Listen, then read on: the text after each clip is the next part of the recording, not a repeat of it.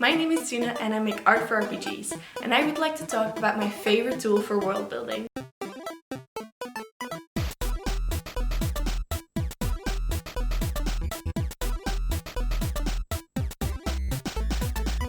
Why am I holding a wand? I don't know what to do with my hands, so I'm holding a wand. We all know about Tolkien and his obsession with languages, and I kinda had my own conlang phase at the start of the pandemic. We all needed something to do, and making up languages is what I wanted to do. And that eventually led me to making fantasy fonts. I've made a bunch of fantasy fonts, and a lot of people have been asking me how to make them, so this is kind of a tutorial to show you how you can make your own fantasy font. I personally use them mostly on handouts for playing D&D. I think that's super fun. I use them to decorate my maps.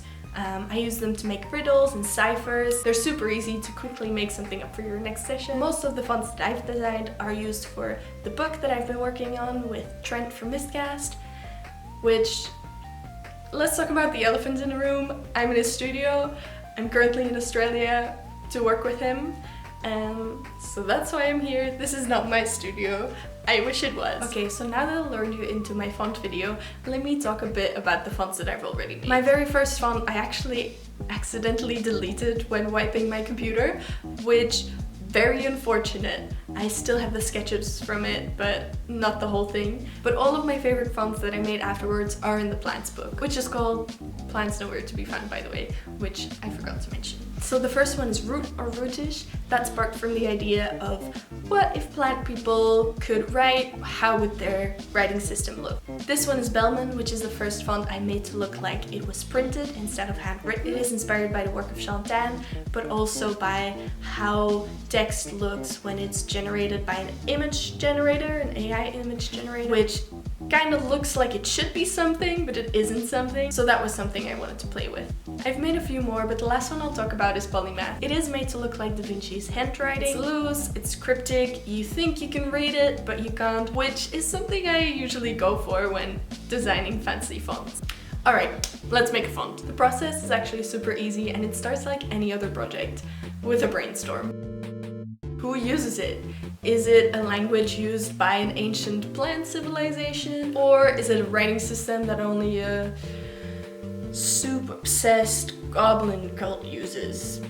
You know? And secondly, what is it used for? Is it a writing system developed among wizards to calculate magical auras? Or is it something that tiny gnomes use to, I don't know, write each other love letters? These are all important questions to think about. And then lastly, what is it written on? This is not necessary to know, but it helps me to think of shapes that the symbols could have.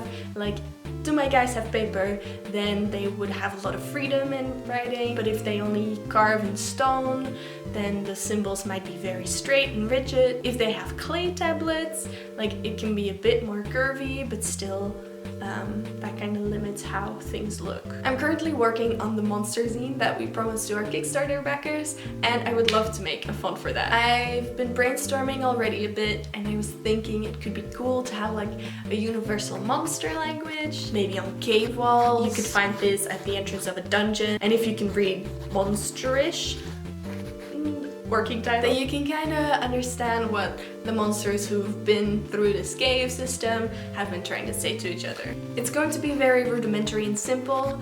I think it could be cool if it kind of looks like it's been carved with claws into cave walls, so it'll have to be like straight, simple, maybe look a bit menacing. Anyway, that's the idea. Now that I have like a vague idea of what I want to do with my font, it is time to research. There's a lot to draw inspiration from, but one of the first things I thought about was the Dinotopia books. I kind of remember them having a really cool writing system.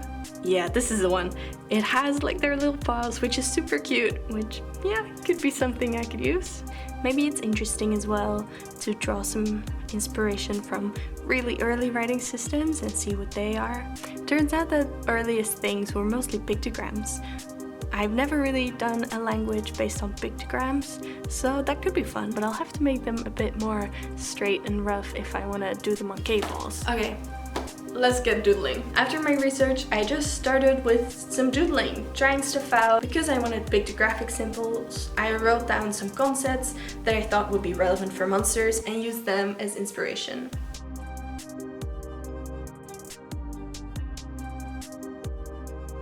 Alright, so I'm happy with all of the symbols that I drew, but now I gotta put them in a template. You just go to the calligrapher website, log in, and hope your computer doesn't die.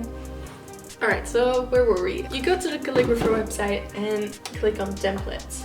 Then you can kind of assemble your own template with the relevant characters for you. So usually I just select all the basic letters and then maybe some numbers as well. Then you go to download template. You can either print it out, but I just put it on my iPad and draw everything in there.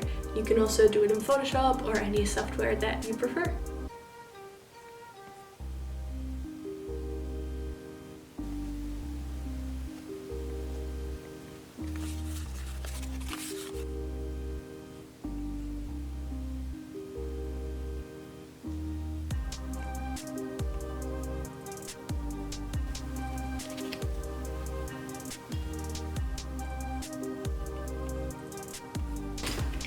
Okay, so I filled in my template and now it's time to go back to Calligrapher.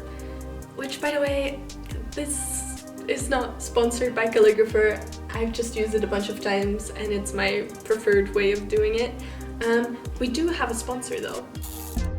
This video is sponsored by Radicar's Potion Shop, selling you the tastiest potions and poisons. What's in this bottle? Who knows? But it's 2 gold for 2 potions this month, and Radicar has made some stuff for you. You can get a discount using my promotion code, which is pretending to be a chicken in Radicar's shop.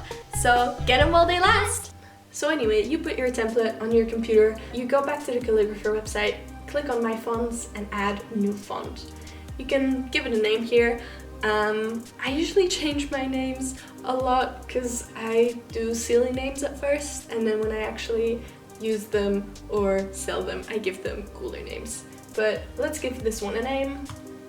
So once you've made a new font, you just go to upload template and choose your file. Go to build and it'll put everything together and make a pretty font for you. And then all that's left is to download the font, install it like any other, and get typing. Alright, so I'm really happy with how my font looks. It works, there's no bugs, which we love that. So I thought it'd be cool to actually see it in action. I made a few handouts that I can give to my players, and I thought it might be cool for you to have them as well. So I made a little map with some goblin writing on it. I made a wanted poster, and I made a handout that could work as a riddle for any kind of dungeon. So you can download them for free in the description, and I hope you have fun making fonts. And please, if you make your own font, please, please, please show me what you make. I would love to see if anyone makes their own font. I hope this tutorial was somewhat useful, and thank you for watching. So if you make your own font, please show me. I'm excited to see what you make.